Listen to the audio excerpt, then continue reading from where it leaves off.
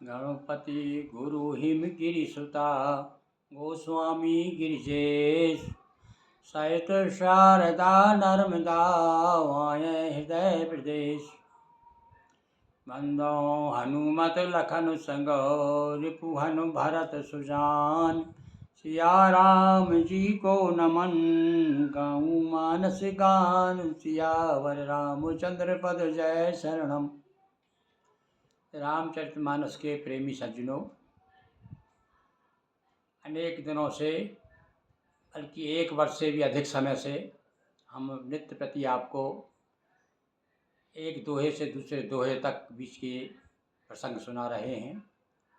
और अभी कई माता से आशीर्वाद लेकर के, आशीष लेकर के उनको प्रसन्न करके राम जी अपनी माता कौशल्या के पास आते हैं।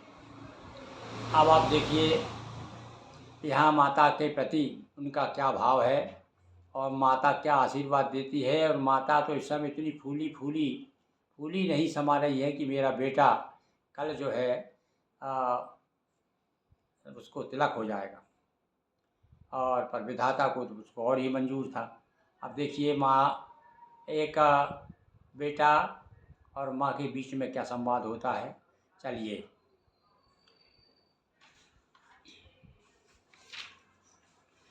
रघुकुल तिलक जोर दोहा था, मुदित मात पद नायउ माथा।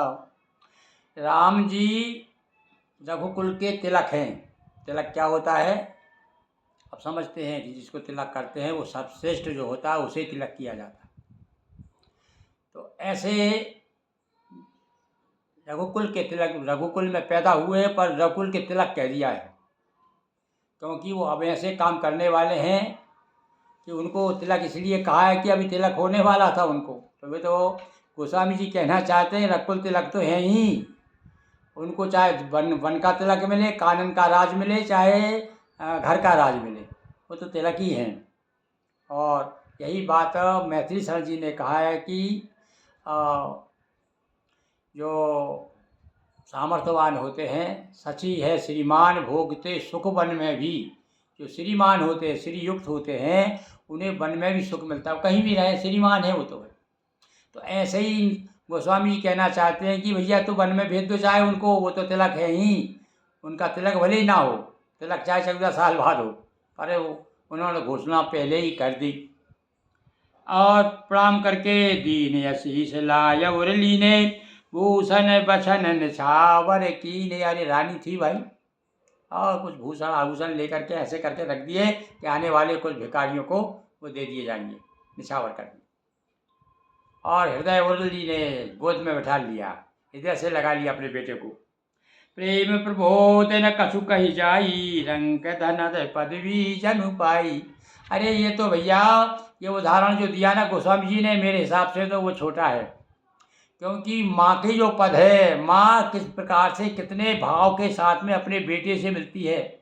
तो गरीब को तो धन मिलता है तो उतनी थोड़े दिन तक रहती है उसकी, पर यहाँ तो माँ का तो अगाध प्रेम है। इसलिए मैंने कहा कि माँ की ममता है महा, माप सका ना कोई, और गागर में सागर सदस्य सीमित अपने आप।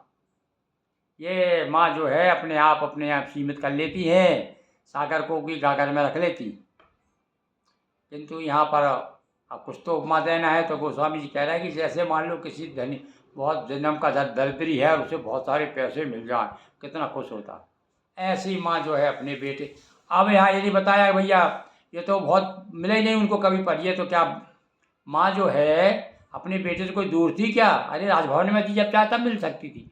पर भैया ये राजाओं की, और कहना चाहिए ये राजनीति में एक ऐसी है कि भैया समय समय पे उसका भी एक मिलने का ही, भाई माँ से कब मिलेंगे, पिता से कब मिलेंगे, शयन कक्ष कहाँ है उनका, मंत्री राज दरबार में कब आएंगे, तो सब बिल्कुल मर्यादा एक नियम था।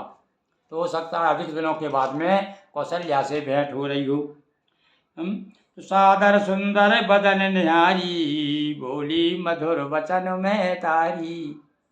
मैतारी शब्द कहा है भैया, और सबसे माँ को मैं समझ रहा हूँ हमारी बुंदेली में या अवधि में माँ के लिए सबसे प्यारा संबोधन मैतारी है।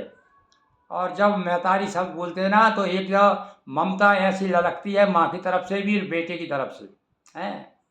मैंने अपने एक 10 चालीसा में लिखा है शिशु पर कृपा करो महतारी। ये माँ या पता शिशु है, महतारी का मतलब है छोटा बच्चे की माँ।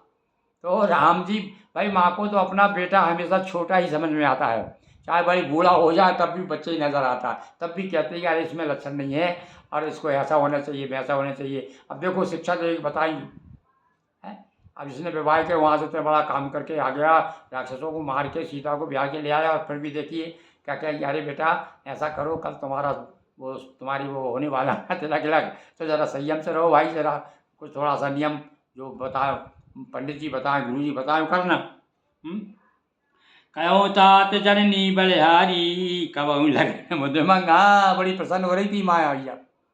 कहो बेटा अरे लगन कब की निकली है, सुना है भाई हमने तेरा तू राजा बनने वाला है कल है, युवराज बनने वाला है। सुखत शील सुख शिव सुहाई जन्म लाभ के अवधि अगाई। मेरे पुण्योशील सुख की सुंदर सीमा है, जन्म लेने के लाभ की पूर्णतम अवधि है।